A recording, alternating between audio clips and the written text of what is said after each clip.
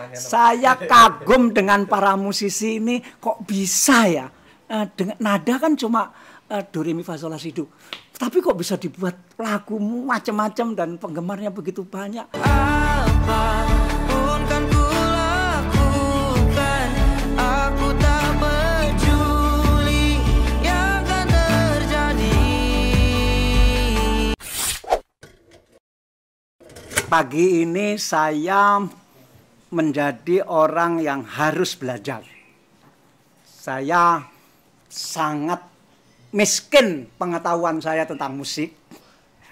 Sehingga nanti saya minta maaf kalau pertanyaan saya mungkin Anda anggap bodoh. Ya. Saya minta untuk masing-masing memperkenalkan diri saja daripada saya salah.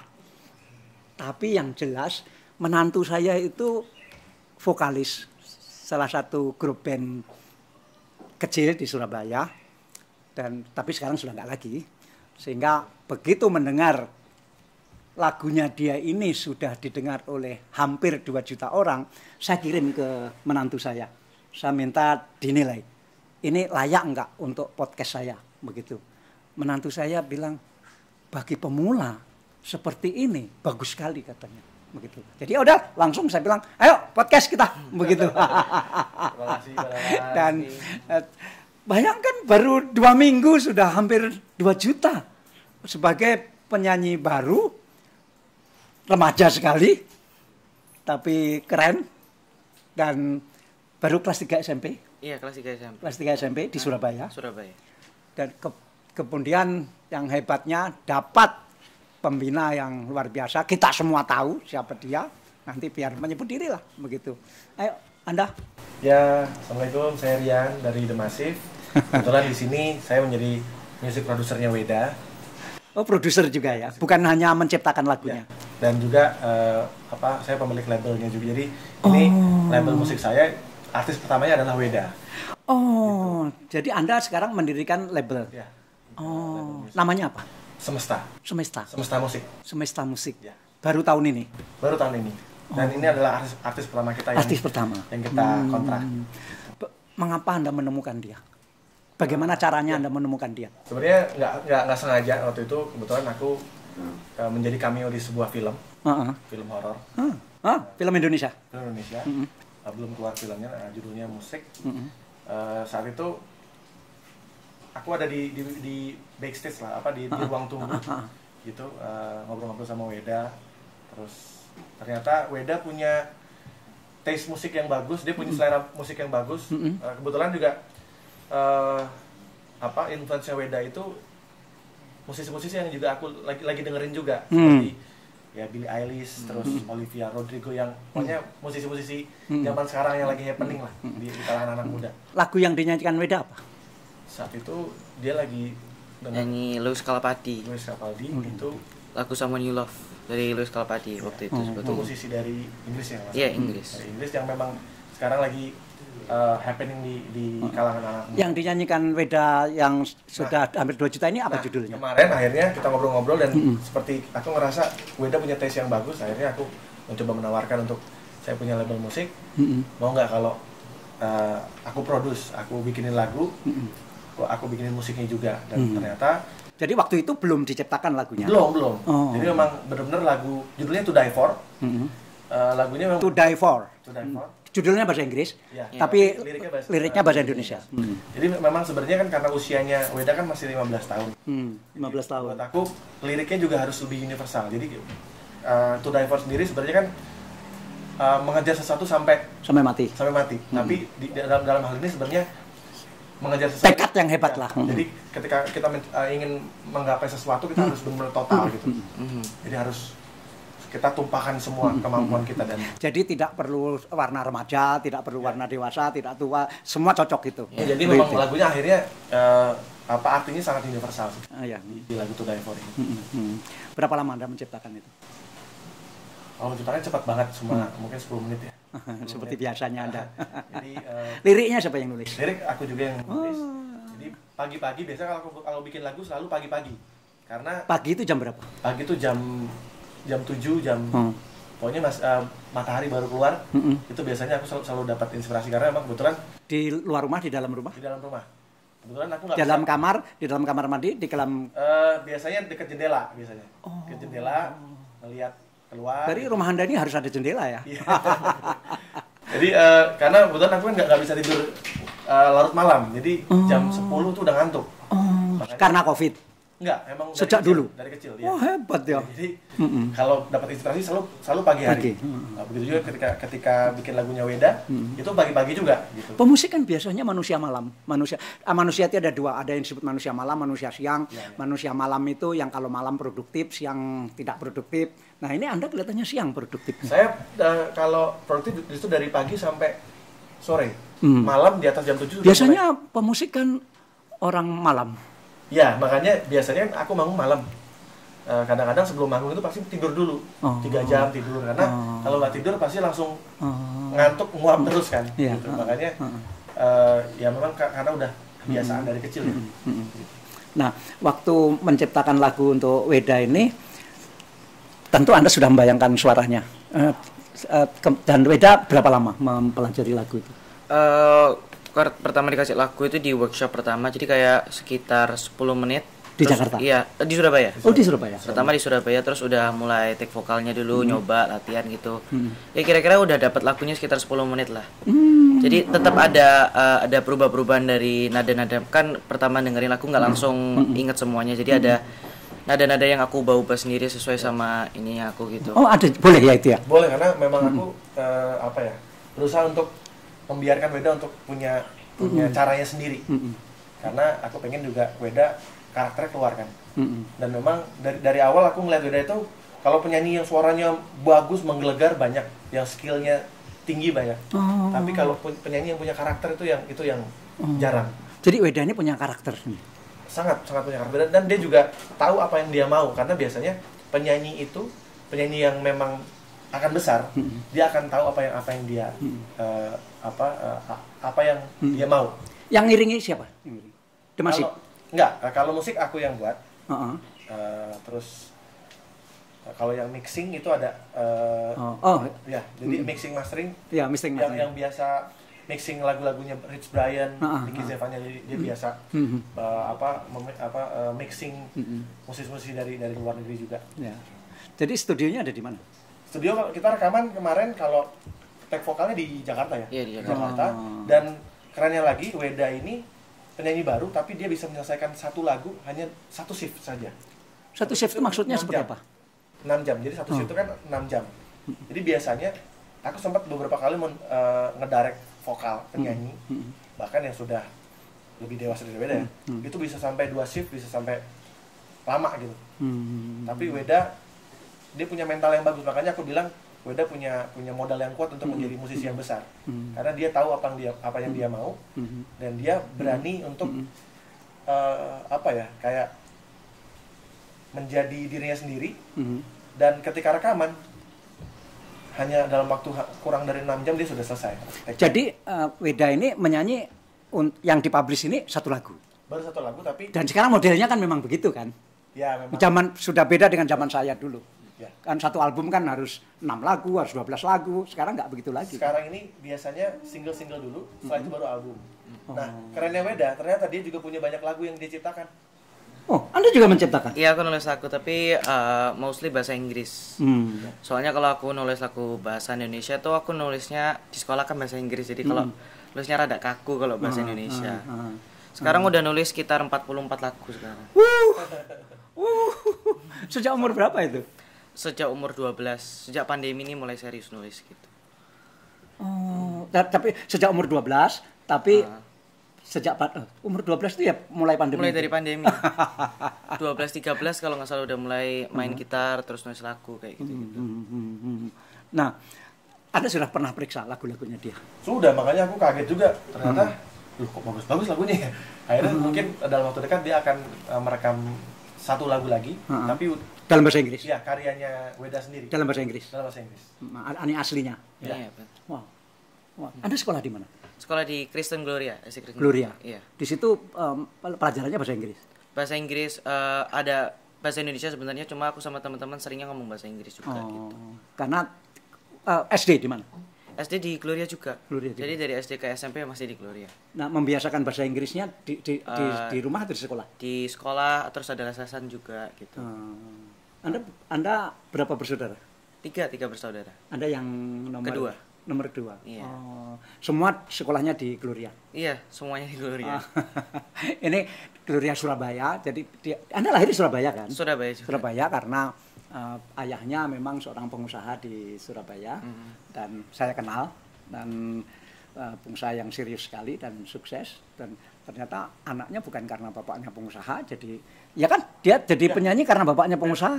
Bukan, karena memang dia punya talenta. Jadi aku melihat Weda itu nggak tahu siapa anaknya siapa dan lain-lain. Aku hanya melihat dia punya talenta dan aku yakin dia bisa jadi besar karena ya kemauannya dia itu sangat kuat sih untuk bisa menjadi musisi ya. Dan kan awalnya aku tahu dia kan dia jadi pemain film kan, aktor kan.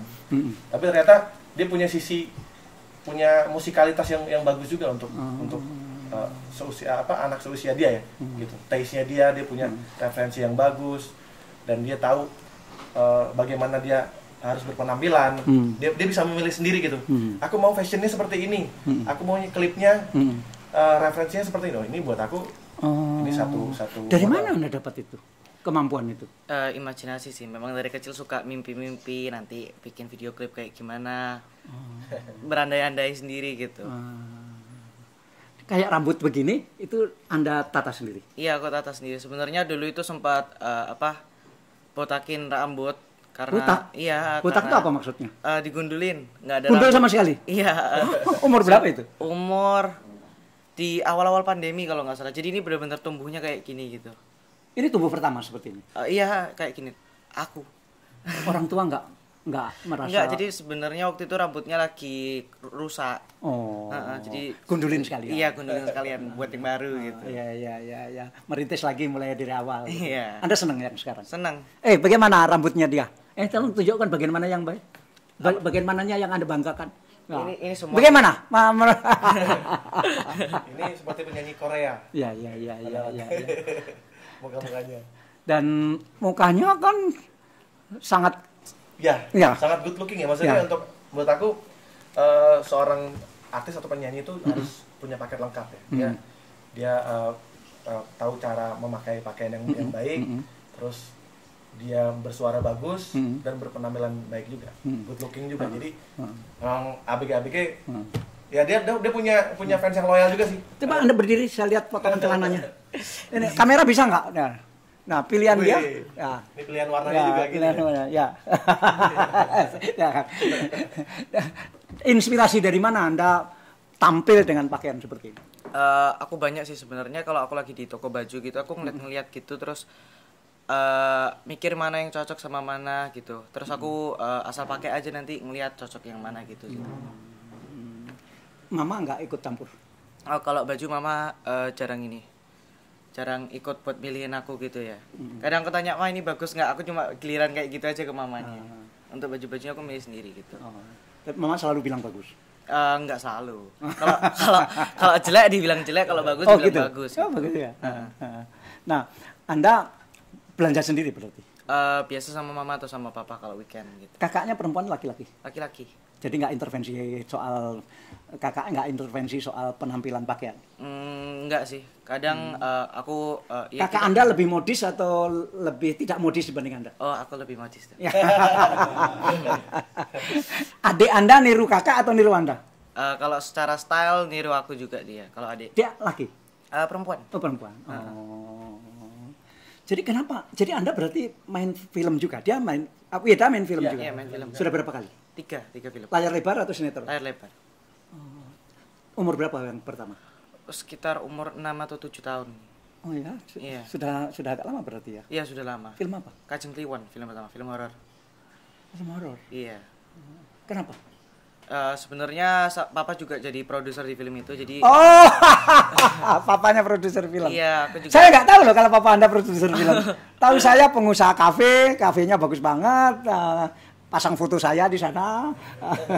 Kemudian yang lebih hebat lagi papanya ini saya kenal pengusaha pecel. Loh, yang orang Madiun itu kan saya. Kok yang jualan pecel dia? Saya agak protes sebetulnya. Sukses lagi. sampai ekspor lagi, ekspor pecel. Saya orang Madiun yang mestinya orang Magetan Madiun itu sama lah. Artinya kita yang lebih merasa punya hak berdagang pecel malah bapak Anda. Tapi saya nggak tahu kalau jadi sampai sekarang masih jadi produser film. Beberapa masih. Sampai sekarang. Sampai sekarang. Menguntungkan ya filmnya papanya ini. Kalau film kan sekarang udah kan Pak, menguntungkan ya Pak sebagai produser film. Ini papanya hadir di sini. Jadi tampil berapa kali? 3 kali. 3 kali. Di film horor 2, 1 film romance. Anda senang mana? Di musik atau di film? Kalau aku sih suka dua-duanya ya secara beriringan, cuma kalau di prefer lebih suka musik. Iya. Jadi passionnya luar biasa memang. Ketemu beliau. Sebelum ketemu beliau, ketemu siapa lagi? Pertama kali sama. ya, memang aku kayak menemukan mutiara ya Pak. Di Mutiara Indonesia ini ternyata aku temukan secara nggak sengaja kan. Karena ya buat aku ini aset. Dia bisa bikin lagu, dia punya passion yang emang bagus. Jadi ketemunya kebetulan di mana? Kebetulan, sangat kebetulan. Jadi ngobrol-ngobrol soal musik nyambung, akhirnya aku coba menawarkan lagu buat dia. Kenapa Anda nggak berbantah sama Om Rian, Rian bahwa aku mau nyanyikan lagu ciptaan saya aja? Kenapa Anda pilih? Ya udah aku nyanyikan lagunya ciptaannya Rian. Kenapa? Karena memang aku awalnya masih belum ngerasa siap juga sama lagu-laguku, kan belum semuanya, masih sebagai pemula kan. Jadi aku ikuti dulu arahan dari Om Rian, Mas Rian, terus kalau misalnya udah paham tentang lagunya baru aku siap sama laguku sendiri, nanti baru dimulai rilis gitu. Nah, pernah dites lagu ciptaan Anda? Pernah dites ke Pernah. Ke YouTube? Oh, kalau ke YouTube masih belum, masih di antara aku sama Mas Rian. Ini memang kemarin pas workshop dia juga sempat ngasih tahu beberapa lagu-lagu ciptaannya Weda. Loh, ini bagus nih weh. Yaudah kita garap yuk, gitu karena secara notasi dan lirik juga memang udah jadi, udah punya bentuk gitu.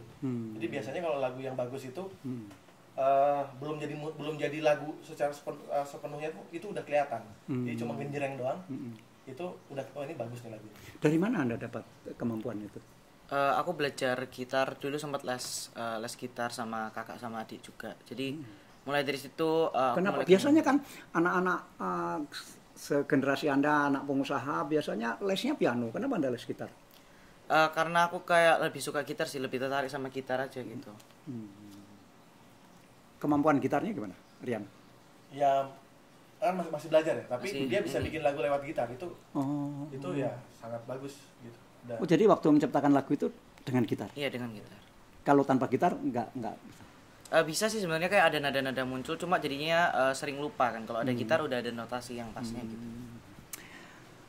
Ini kan penyanyi baru, masih kelas 3 SMP, dan lagunya kalau sudah hampir 2 juta dalam waktu 1 bulan, menurut Anda bagaimana?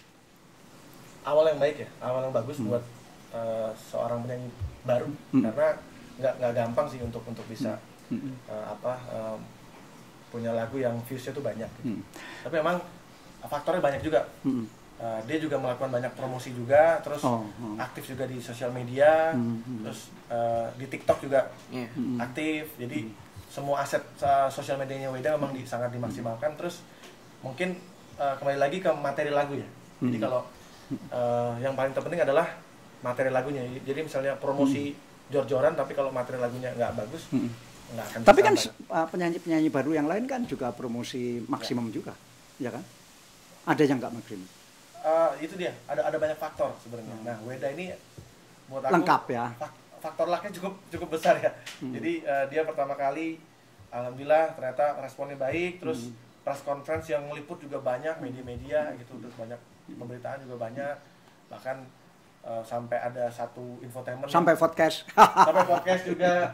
Terus sampai ada satu infotainment di waktu itu di Trans TV kalau nggak salah. Itu meliput hampir satu segmen tentang Weda. Jadi buat aku ini ya keberuntungannya sangat luar biasa Weda.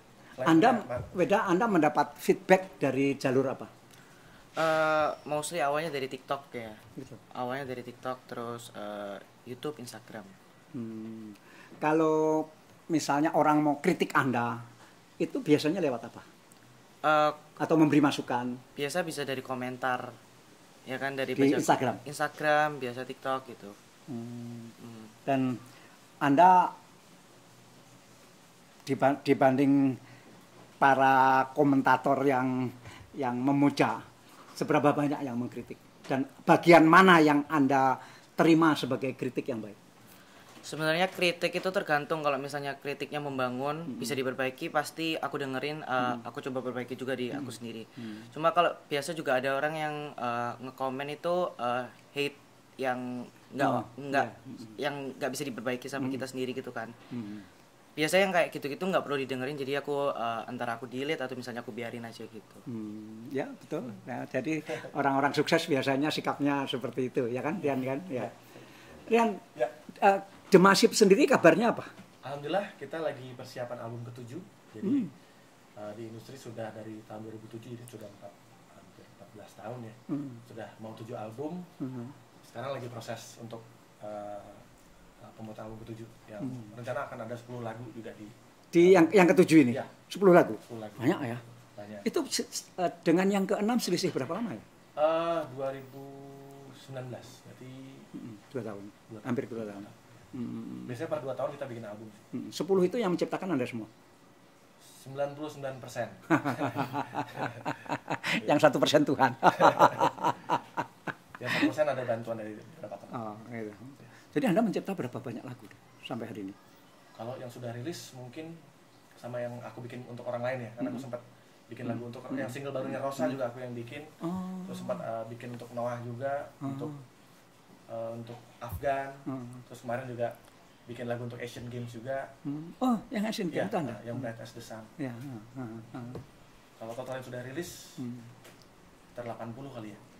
Menurut Anda yang dirilis oleh Weda ini, menurut Anda tingkat keberhasilannya 1 sampai 10 berarti berapa? Keberhasilan ya? Mungkin 9. 9. Anda sendiri merasa berapa? 8 sampai 9. Wah, jadi sukses banget ya ini ya? Kalau secara musik dan notasi dan juga dalam sejarah Anda sebagai musisi pemula seperti Weda ini, yang melebihi 9 siapa dalam sejarah? Kalau penyanyi punya yang talentanya luar biasa banyak ya di Indonesia ya. Ya banyak juga sih. Yang mencapai 9 itu. Karena di Indonesia ini banyak sekali musisi-musisi luar biasa yang sebenarnya bisa bersaing sama musisi internasional. Kalau 3 tahun terakhir yang bisa pemula yang bisa mencapai 9 begini, Tulus, ada berapa orang? Termasuk Tulus, terus berapa orang? Yang aku masuk dalam hitunganku mungkin 5 orang. Hebat lah, Anda hebat Weda. Congratulations ya, congratulations. Hebat sekali. Jadi saya tentu mendengarkan karena saya tertarik dengan 2 juta, hampir 2 jutanya itu, dan memang hebat.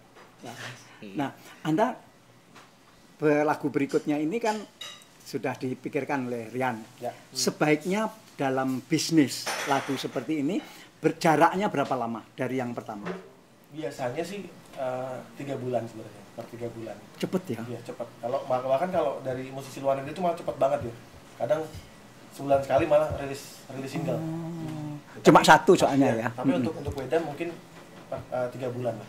Karena biar si To Die For-nya sendiri bisa punya space juga untuk berpromosi kan. Tapi biasanya kita juga akan menyiapkan lagu selanjutnya untuk apa? Untuk bisa mempersiapkan campaign-nya seperti apa nanti. Karena kan setiap lagu punya treatment yang beda-beda untuk berpromosi.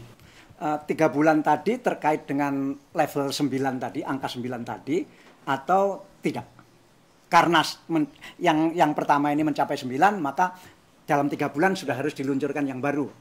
Kaitannya ada? Paling tidak bisa sama atau lebih bagus. Maksudnya seandainya yang lagu Weda yang pertama ini hanya mencapai 6, apa yang Anda lakukan?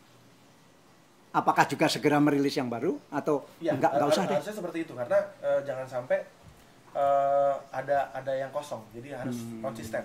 Jadi sebenarnya Weda ini PR-nya adalah sekarang adalah konsistensi itu.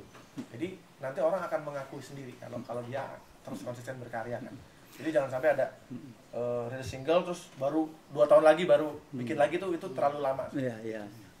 Kalau Anda maunya berapa lama kemudian? 2-3 bulan lah, 2-3 bulan. Soalnya kalau kelamaan juga nunggunya nggak ngerilis sekali udah ngerilis karya terus kalau udah diem gitu aja rasanya nggak enak kalau aku. Jadi pingin buat karya baru lagi gitu. Kalau tiap bulan? Exhausted juga, cuma selama ada ya nggak apa-apa gitu. Sama bisa juga. Asal nggak dipaksakan ya? Iya, selama bukan itu sebuah paksaan, karena memang dari mau diri sendiri juga nggak apa-apa sebenarnya. Rencana nanti Anda SMA di mana? SMA mungkin antara homeschooling atau di Gloria ya, soalnya memang harus ngatur jadwal sama. Sekarang kan udah harus konsisten juga tadi kata Om Rian buat homeschooling maksudnya karena pengen ngejar karir di bidang ini. Pengen konsentrasi di musik gitu. Iya, betul. Orang tua mengizinkan seandainya Anda memutuskan homeschooling?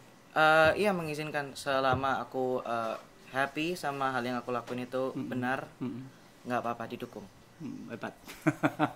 Kalau homeschooling nanti rencana di Surabaya atau di Jakarta?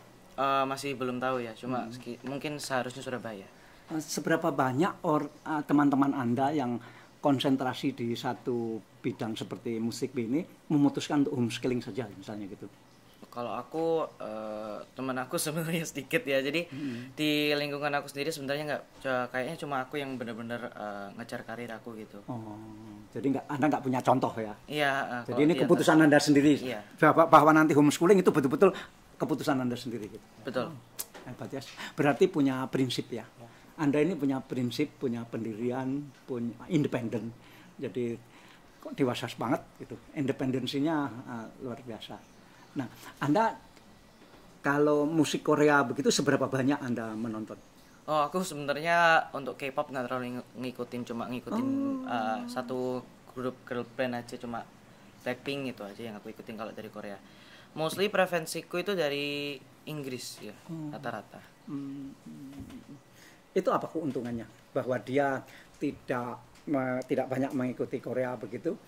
Itu keuntungan atau kerugian? Sebenarnya itu kan selera masing-masing ya, maksudnya setiap orang punya seleranya gitu. Aku pun juga sebenarnya kalau Korea baru-baru ini aja memperhatikan, karena kan Korean invasion-nya luar biasa ya. Semua sekarang banyak anak-anak muda yang tahu musik-musik Korea, bahkan Korea sudah mendunia kan, main di Grammy dan lain-lain. Jadi mau nggak mau aku harus mendengarkan, harus tahu juga gitu. Tapi memang kalau untuk soal influence biasanya setiap musisi punya selera masing-masing, dan Weda makanya aku nyambung karena beberapa musisi yang dia dengar aku juga suka. Aku juga punya albumnya juga, jadi nyambung gitu, walaupun umur kita sangat jauh, tapi ternyata Weda juga mendengarkan apa yang aku dengarkan juga gitu. Rian umur berapa sekarang? Saya 34. Masih muda sekali ya. Ya hebat lah. Ya, terima kasih. Nih, saya minta maaf Rian ya, Weda. Saya tentu hanya bisa mendoakan, saya tidak bisa apa-apa di bidang musik ini. Saya hanya pendengar lagu saja. Saya minta maaf tadi kalau pertanyaan-pertanyaan saya. Aduh, minta maaf, ini dunia yang saya tidak mengerti. Saya kagum dengan para musisi ini, kok bisa ya? Dengan nada kan cuma do re mi fa sol la si do. Tapi kok bisa dibuat lagu macam-macam dan penggemarnya begitu banyak. Saya di dunia ini orang yang paling happy itu adalah orang yang bisa menyanyi. Dan saya tidak bisa. Makanya Paul McCartney sampai sekarang umur 76 tahun masih kuat 3 jam nyanyi. Adalah. Jadi memang musik itu bisa bikin menambah energi juga sih. Ya. Makasih ya. Makasih. Makasih Weda. Makasih Rian ya. Makasih. Thank you.